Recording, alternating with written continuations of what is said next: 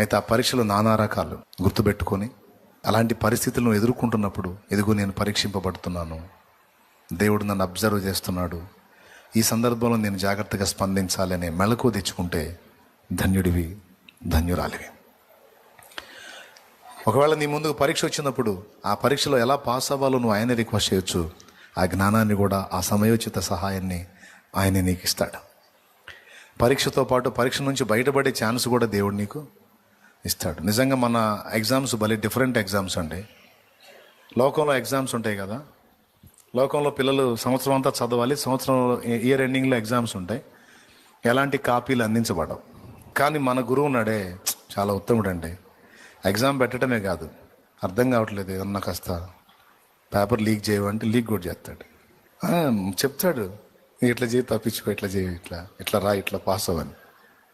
ఎంత మంచి గురువు.